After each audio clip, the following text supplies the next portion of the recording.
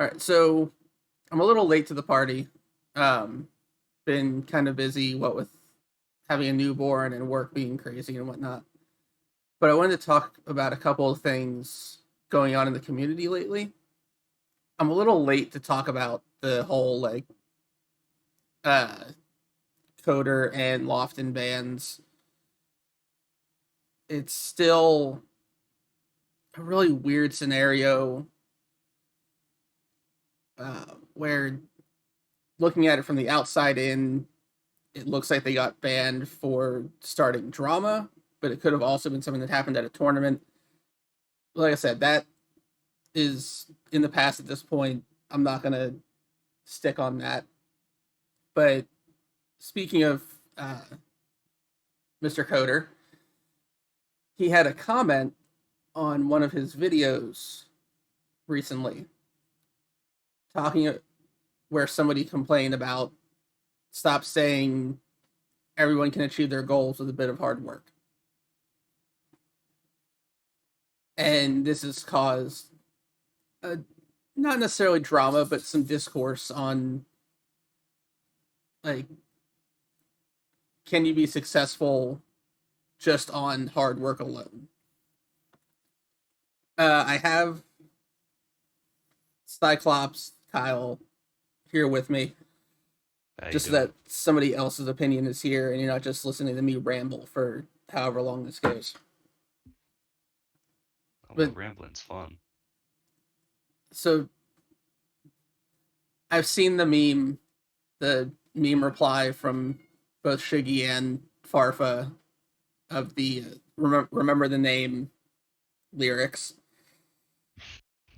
which I love considering that song's probably about 20 years old.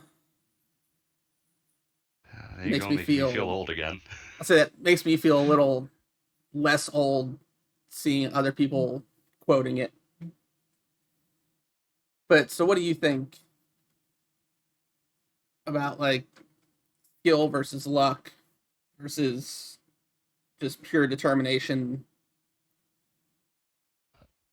Me personally, I'm kind of on coders. Like I kind of like coders' mindset with it. Um, I do believe that anybody can achieve whatever they put their minds to.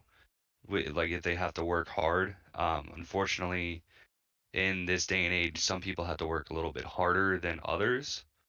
Um, but you know, I feel like once somebody hits like their point or like their stride where they have like a better understanding of how they want to go about doing things, then yeah, I believe that they'd be able to achieve their goals. But it's like with anything is gonna take, dedication and passion and everything else.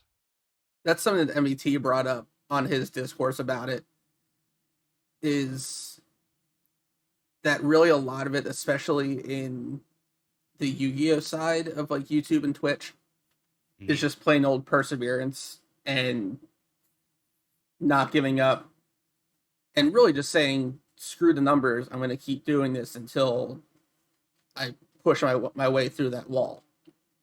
Yeah. Now, he also does note later on in his discourse here that he did catch a break. Um, he was noticed by like SEMO fairly early on uh, for the YouTuber Grand Championship. Yeah. You have people like RJ who did YouTube years ago, took a Hmm. pretty lengthy break, and then came back, and it was another situation of because he had very good connections like SEMO that he essentially took off running. Yeah. He didn't explode like certain people seem to do, but as far as like, Yu-Gi-Oh content creation goes, he did kind of hit the floor running. He already had a fairly established fan base from being on Sealed Showdown with Hmm. Simo. And I mean, go ahead. I mean that's another thing. Like going back to like with a bit of hard work, I like right there. And like with MBT saying about perseverance and everything. Definitely, if you work hard and like you keep going at it and like you can get noticed by the bigger channels and everything, by the bigger people like like Simo, Team Samurai, like stuff like that. They'll notice you, and then eventually either you'll get to that point where you can reach out to them for like a collaboration, or they'll reach out to you. It all depends on like you know That's how kind of dedicated you are to your craft. that's kind of how things are going with Shiggy. Yeah, She's still fairly small, but because of but her she's presence on social media like Twitter, hmm she's gotten noticed by a lot of these bigger creators. Part of that is because of her unhinged nature on social media, but it still got she the says it attention, best. She says it best on like when she posts. She is just feral on Twitter. So, pretty much. Uh, yeah, like it's really hard to distinguish between luck, skill, and perseverance. Uh, where is it here? Or is it in Coders? That House of Champs. Here it hmm is. House of Champs actually chimed in and saying that really the big four that help you quote unquote make it in the industry are personality, the quality of your content, the entertainment value, and the subject matter. yeah, that's a big thing. Like if you go into doing a video and you're just like I know like me myself, I struggle with depression and anxiety and everything, so I have like my really really low days.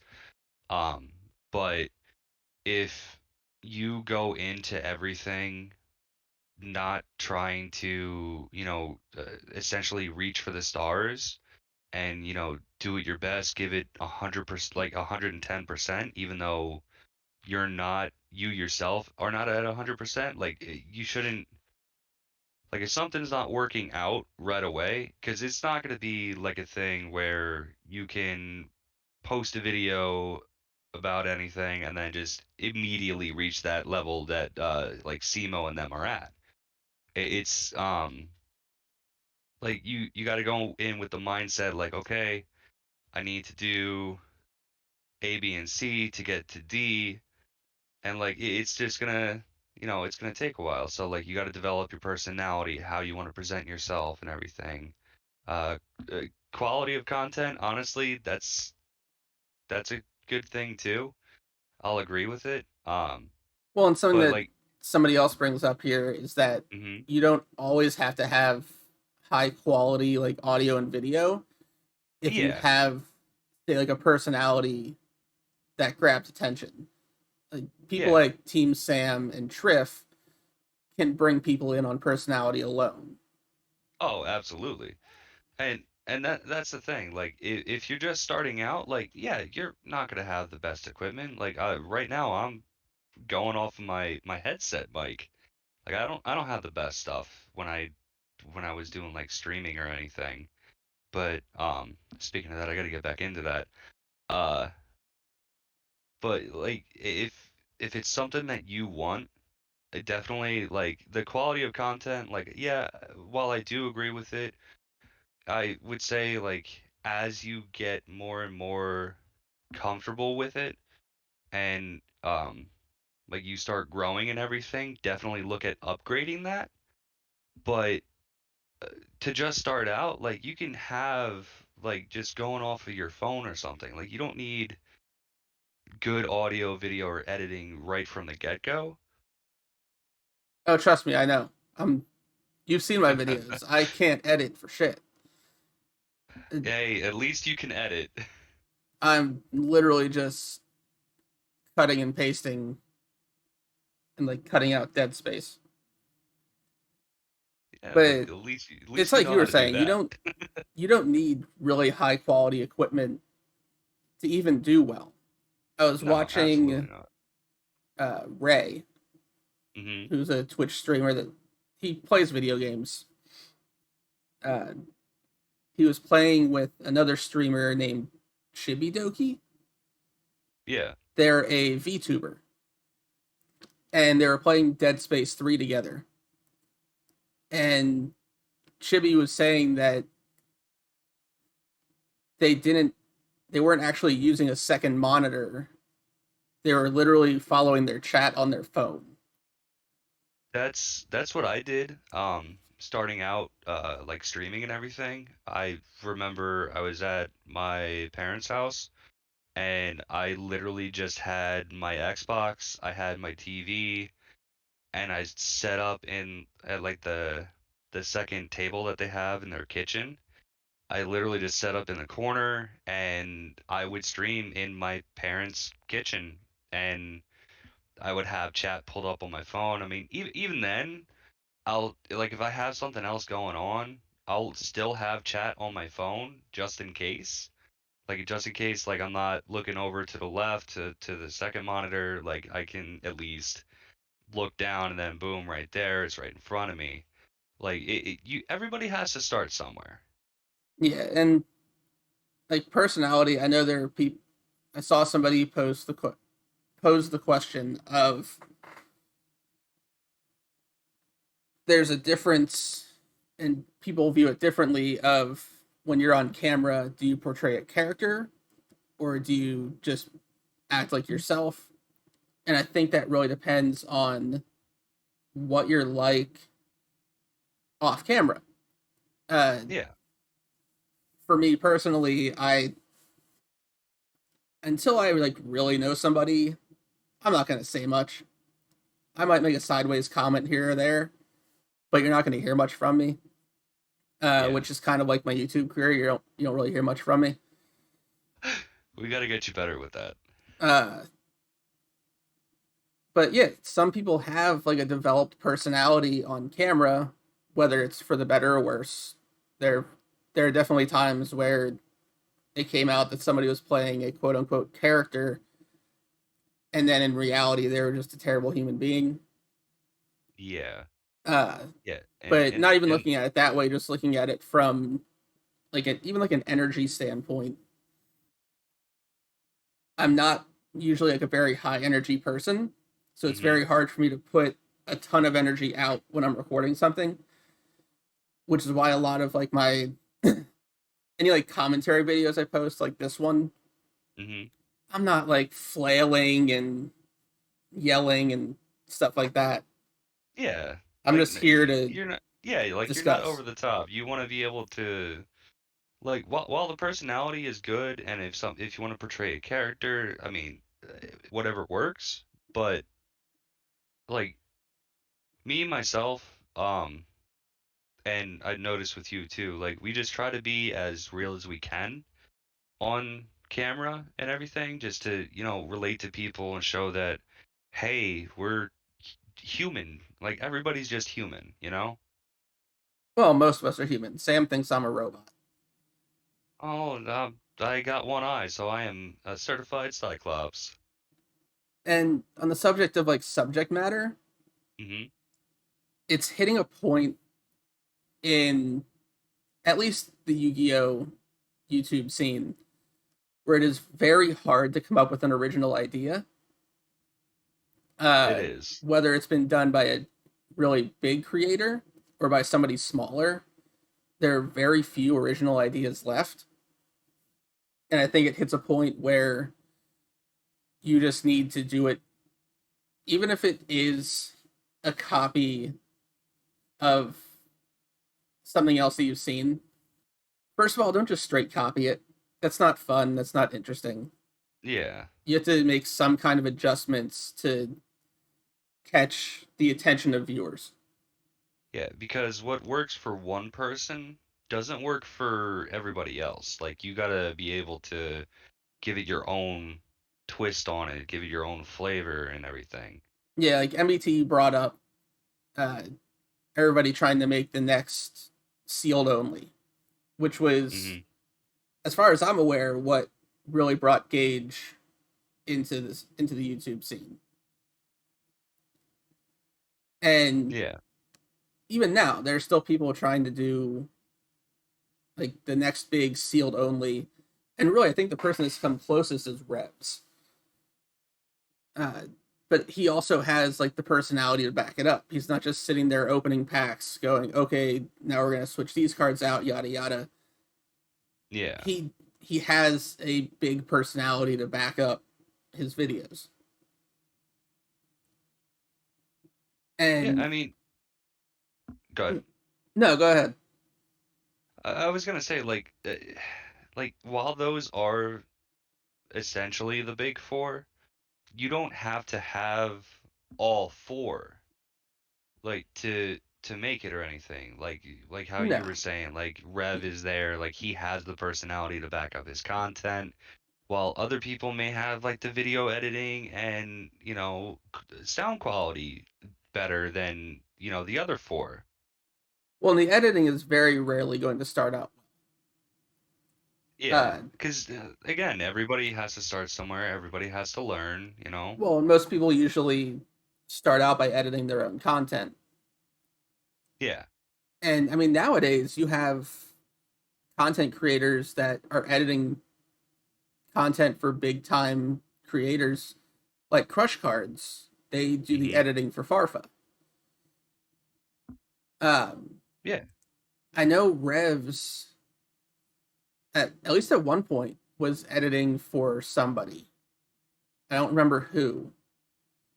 Uh, but you have like Dyer that edits for MBT and I think Farfa, and then and like they're creators in their own right, but their names getting put out there because they're very good at editing and they're using that to their benefit, which is Yeah. great. and Like and that's what builds the community as well, because that's creators helping other creators, trying to get to the point that they're at, which goes back to the hard work and everything. Once you can get noticed, and then once you get noticed, people will offer to help you to try to, push you along. exactly. So I'm gonna move on to the second topic I wanted to discuss, Hmm. uh, which is a fun little thing called transparency. Here we Um, go. on Konami's part, Yeah. the player base is very transparent with how they feel. Oh, very, very. Yeah. Konami, or I don't even want to call it Konami at this point. Like, yeah, they own the product, but they have almost nothing to do with what's going on. Essentially, the whatever department at Konami that runs the Yu-Gi-Oh TCG has just had zero transparency about really a lot of things. But lately, the biggest one is the ban list. We went from now over the years, I'm saying, we've gone Hmm. from having a definitive date for the list on a regular schedule to a no sooner than date, which was essentially it's not going to be a it's not going to be effective before this date, but it'll be out around this date. Yeah. To it'll be out in a few months. And at this point with this current list, they're really stretching the meaning of the term "few." They're really dragging their feet with it. Now, a reason that you could look at why they're changing how they're handling the release date is that when they move to the no sooner than date, essentially that date would come up, and if there was no list from that point until we got one, every post on social media they would make, the entire comment section would just be, okay, but where's ban list? Okay, but ban list. Just Yeah. repeated over and over again, which sucks for their PR team, like for their social media people, Oh, absolutely. because they'll post a picture of like, name this Pokemon, and the entire comments will just be ban list, ban list, ban list. They're trying to get like interaction, and they're getting the wrong kind, Definitely. which feels bad for them. But also, it would you would do yourself a favor by just having it back on a regular schedule. Like, It would. what we need is some kind of statement from them on why their actual reason for changing the release schedule was. Like, was it because they were just annoyed with the player base, or did they have an actual reason? Was this literally just like them essentially getting tired of asking if we're there yet and turning the car around? Or did they look at the format and go, okay, we might not need to ban stuff as frequently right now, so we're going to change the release schedule? Because honestly, if you look around right now, the format is more or less okay. There's More or less, yeah. there's like maybe 10 decks that are solid, but there are still some really heavy problem cards, like mine. It's Absolutely. 100%. that card is either won the has won the major event outright as its own deck, or has been part of the winning deck of the last, I think, like 3 or 4 events. To the point where even Mindburn won a YCS. Yeah, and that's another thing. How many we had? I want to say we had 2 YCSs before, like before we even got this ban list coming. Uh, no, I think it was Farfa that said that we've had 5 major events since, um, if not since this May list, then just since we would have been due a new list. Yeah, And like it gets to a point where like a lot of the fans and everything are just gonna be like we're just sitting around going okay, and like every player is seeing the problem cards, and it just seems like Konami's not paying attention to their player base, or like just like it doesn't feel like they're you know trying to interact with us, it, and it then feels they like go you're to Stewie post. trying to talk to Lois. Just mom, mom, mom, mommy. Yeah, And at some point, they're just going to turn around and go, what? And it's just going to be us holding a copy of Mystic Mine. yeah, just please do something with this. And oh my God, whenever this list does decide to come out, this isn't meant to be a video talking about just the next list.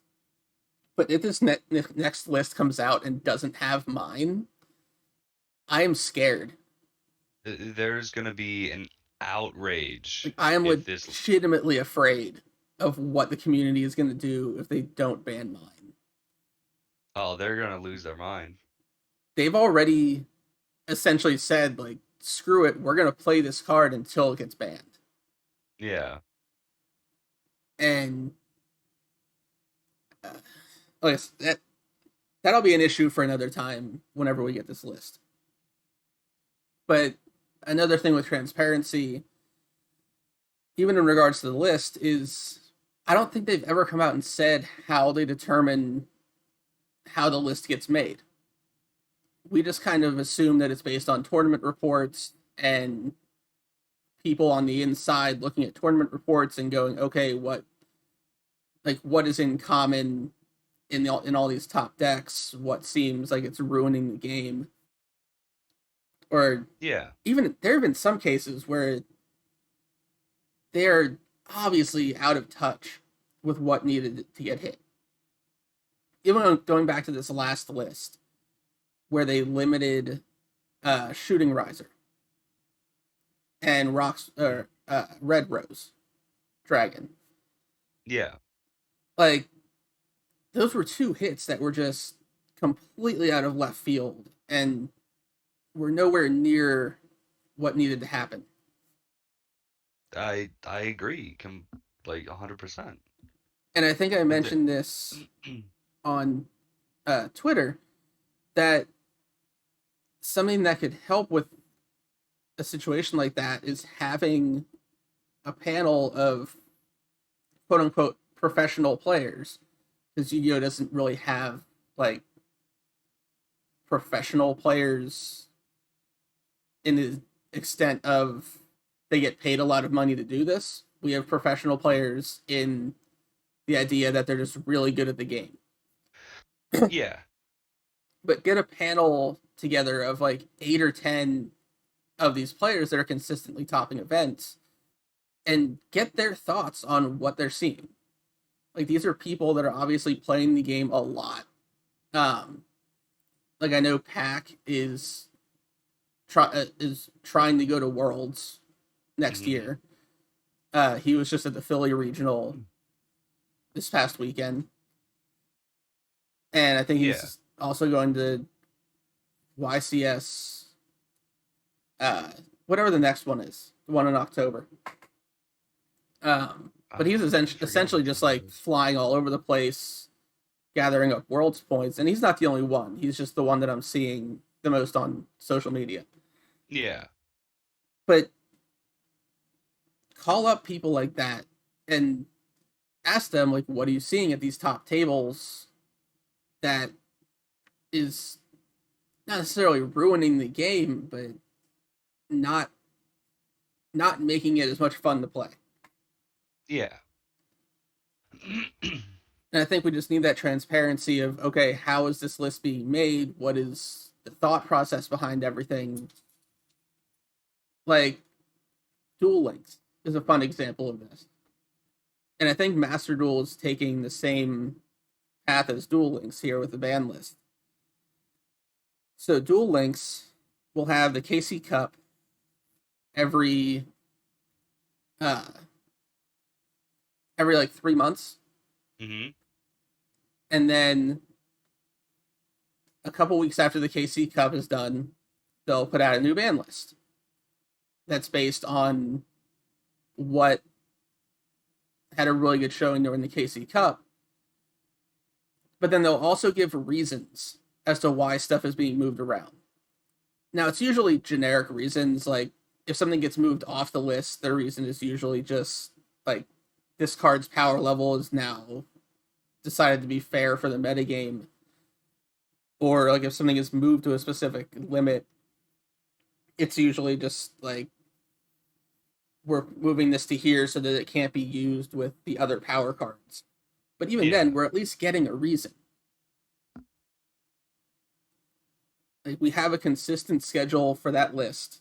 We're getting reasons as to why stuff is getting hit. It's not like the TCG list is hitting like 15, 20 cards at a time. I don't think it would be that hard to give us even a slightly generic reason why you banned like the 3 cards that you did. Also, you Because might see me refreshing the page. It's afternoon. Like it just hit 12:05 at this point, so I'm just keeping an eye on it at this point. trying to see. Yeah. Because Simo did make his famous post. Yeah. So, but no, they seem to be a little more consistent with putting out ban lists for Duel Links, for the OCG, and for Master Duel even. Oh, the OCG has But specific dates. Yeah, that's what I mean. And like I get it, it's a Japanese game, it originates from there and everything, so like they want to be a little more consistent with there. But there is a decent sized fan base for, over here and everything that we're just, we need a little bit of consistency. Like we're basically like the black sheep of the family when it comes to Konami, so to Yeah, speak. like the TCG players just are kind of given like the short end of the stick. Yeah. Yeah, it looks like we're not getting a list again today. You can kind of tell just by looking at their Twitter. Mhm. Um, if they make a post like around this time, like usually the ban list would be that post. Yeah. That's not to say that it's definitely not coming, but that's the thing. Like, there's been zero communication about when is it coming, what's the holdup, like, should we even be expecting it anytime soon? Yeah. Uh, Somebody mentioned that there was a point where the next update after this will be in a few months had changed to December 25th, but it was changed almost immediately back to this. So there's a running theory that we might not get a list until December. Which would be absolutely insane because, like, It's very hard to buy product when the list could drop any day now, and like it's obviously not going to hit, say, like Sprite and Tier Limit directly, no, because they're fairly new. but it could hit stuff that's being used in them, like say the Dangers or Totally Awesome. And the Yeah. last thing I at least want to do is go out, buy all these cards to make the deck, and then the list drops the next day and bans half the Dangers, or like bans Toad. Exactly. Like it makes it hard to prep for any like upcoming any upcoming event because you never know, hey, is it is the list going to come out like the day before this event and then just completely ruin everything that you were trying to build because Yeah, it ruins the people's want to try the try a different deck or something. oh, excuse me. Yeah, and You're I good. mean, unfortunately, I think it was this May list that set a precedent for them really just not caring about when they drop it. I think it was this May list that dropped the Monday before like an overseas YCS, Hmm.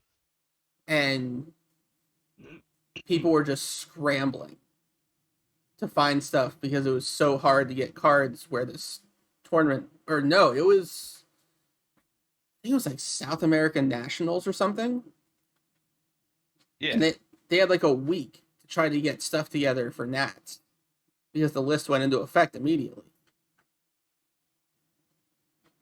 Like, they've shown that they're just gonna drop it when they drop it. If you have a tournament that weekend, oh well. Like, yeah, and that's not their problem at that point, which is just unfortunate. It The game's not dying. The game's not gonna die, but I feel like if it would, stuff like this would be the reason. oh, definitely. You're kind of stagnating product sales by not telling us what we can and can't play. Yeah, It's been about 4 or 5 months at this point, and we're still yeah, sitting here hoping to not get scythe looped, or for somebody to just drop a random Mystic Mine. yeah. Because I mean, essentially, if you know, like you have the deck going and everything, and your opponent sets up their board. all you do is just drop mine and then just sit there till time runs out. Oh yeah. Like there, like I wouldn't do it personally, but there are people out there that either are too afraid to go up against some of the heavy hitter decks that they'll just drop mine and just leave it at that. It's like, okay, I don't want to deal with this. I'm just leaving it here and That good just luck. sounds like mind burning. Yeah. But yeah, it really all the player base is asking for, they're just kind of asking for it in the wrong way, is some transparency and communication. Yeah. They just want to know what is going on in Konami's minds. Like, should we be expecting one anytime soon? Do we still have a few months? And I personally, I think their social media presence could use a complete and total rework to Yeah. be more like properly interactive and less generically interactive.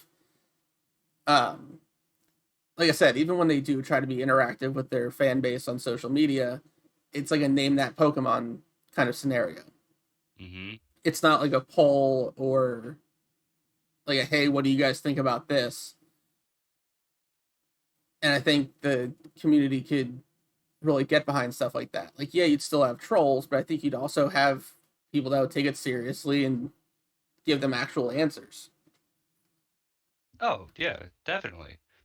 And it would just, to I don't know.